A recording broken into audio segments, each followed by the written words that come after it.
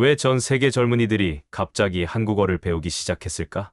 왜 세계 최고의 기업들이 한국과 손잡으려 애쓰는 걸까? 도대체 언제부터 한국이 이렇게 강해졌을까?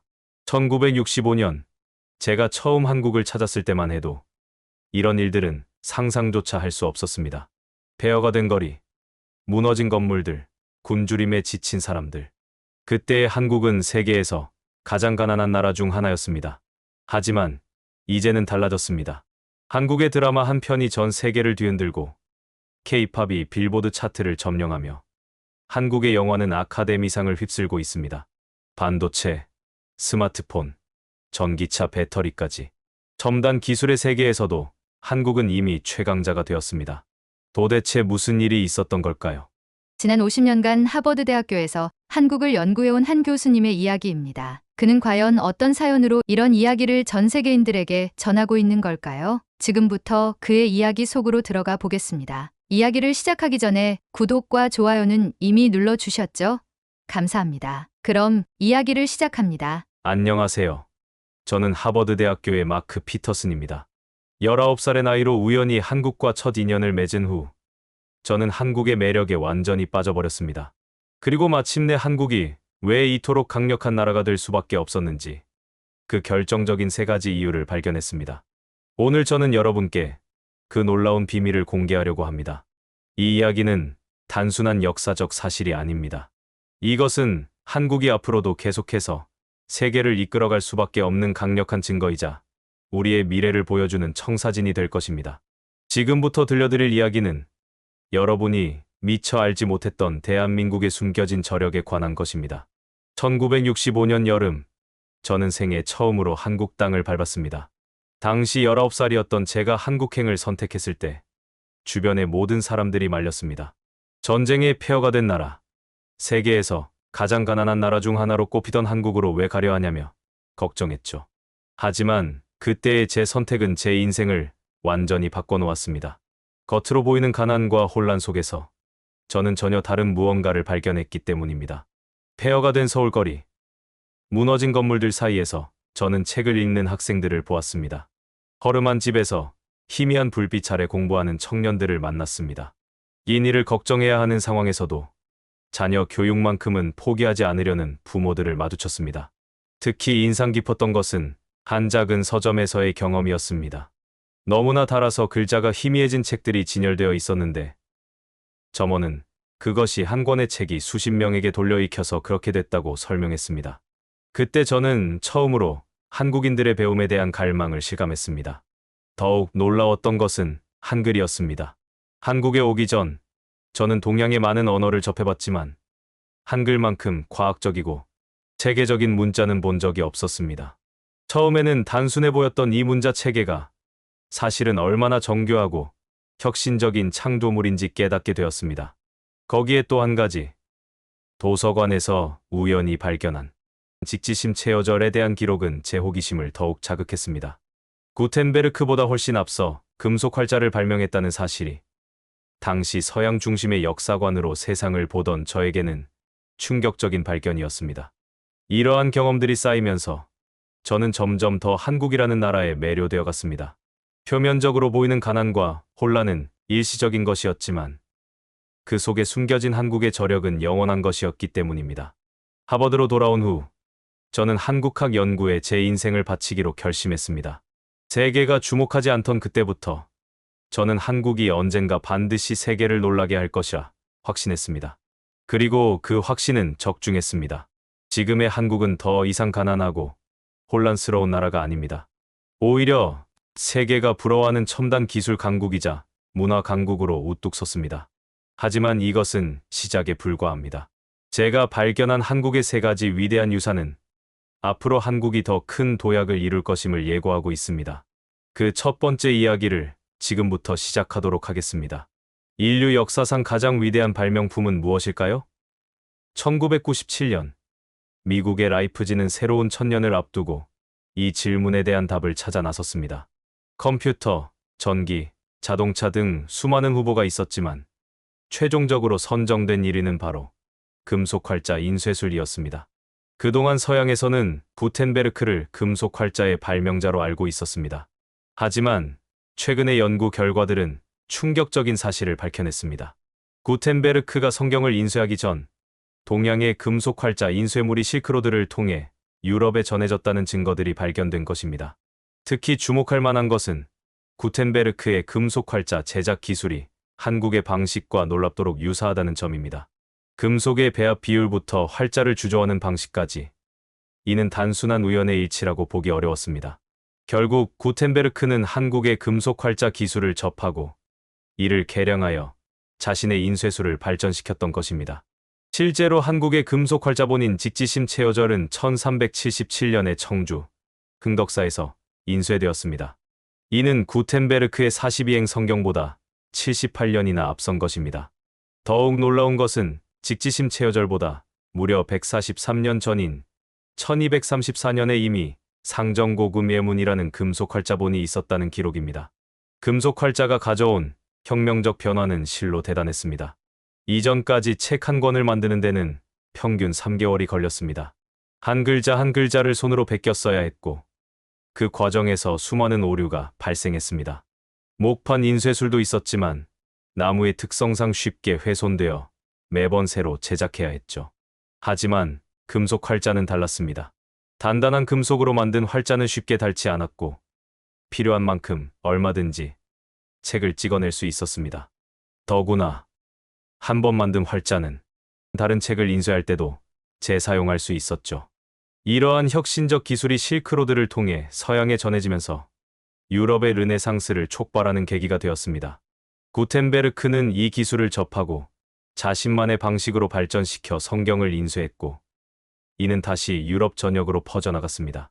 현대 한국의 반도체 기술, 디스플레이 기술, 배터리 기술이 세계 최고인 것은 우연이 아닙니다. 금속 활자 인쇄술에서 보여준 정교한 제작 기술과 혁신적 사고방식이 DNA처럼 이어져 내려온 것입니다. 더 놀라운 것은 한국의 금속 활자 기술이 단순한 기술 혁신이 아니었다는 점입니다. 그것은 지식을 모두와 나누려는 한국인의 정신, 더 나은 세상을 만들고자 하는 한국인의 의지가 만들어낸 결과물이었습니다. 이러한 정신은 현재 한국의 문화 콘텐츠 산업에서도 그대로 이어지고 있습니다.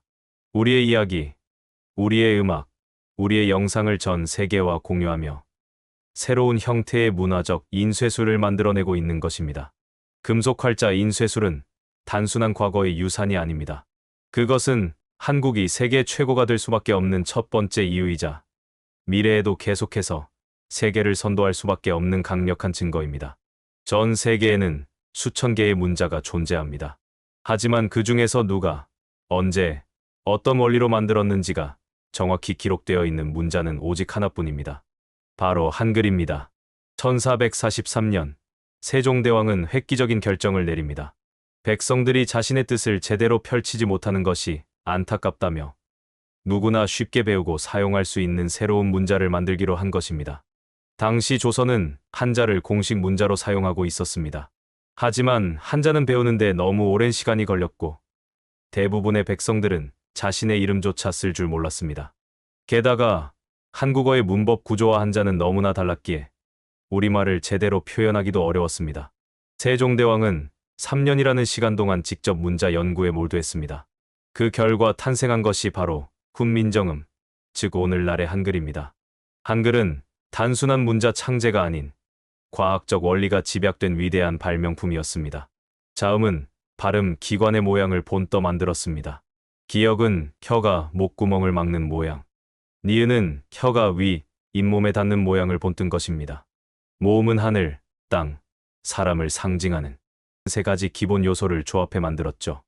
이러한 과학적 원리 덕분에 한글은 세상의 모든 소리를 가장 정확하게 표현할 수 있는 문자가 되었습니다. 24개의 기본 글자로 1172개의 소리를 표현할 수 있다는 것은 실로 놀라운 일입니다. 더욱 놀라운 것은 한글의 미래 가치입니다. 인공지능과 자연어 처리 분야에서 한글은 가장 이상적인 문자로 평가받고 있습니다. 논리적이고 체계적인 구조 덕분에 컴퓨터가 처리하기에 최적화되어 있기 때문입니다. 실제로 최근 구글과 마이크로소프트 같은 글로벌 기업들이 한글의 구조를 연구하며 새로운 AI 언어 모델을 개발하고 있습니다. 500년 전에 만들어진 문자가 21세기 최첨단 기술의 발전을 이끌고 있는 것입니다.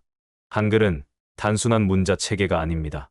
그것은 모든 이에게 배움의 기회를 주고자 했던 위대한 왕의 철학이자 과학적 사고와 인문학적 지혜가 완벽하게 조화를 이룬 걸작입니다. 세종대왕은 한글을 만들며 이렇게 말했습니다. 지혜로운 사람은 아침이 되기 전에 배울 수 있고 어리석은 사람도 열흘이면 배울 수 있다. 실제로 한글은 누구나 빠르게 배울 수 있는 가장 쉬운 문자입니다. 이것이 바로 한국이 세계 최고가 될 수밖에 없는 두 번째 이유입니다. 전 국민이 쉽게 문자를 익히고 지식을 습득할 수 있었기에 한국은 그 어떤 나라보다 빠르게 발전할 수 있었던 것입니다. 그리고 지금 한글은 새로운 도약을 준비하고 있습니다. 디지털 시대에 최적화된 문자로서 인공지능과 메타버스 시대를 이끌어갈 새로운 문명의 도구로 주목받고 있기 때문입니다.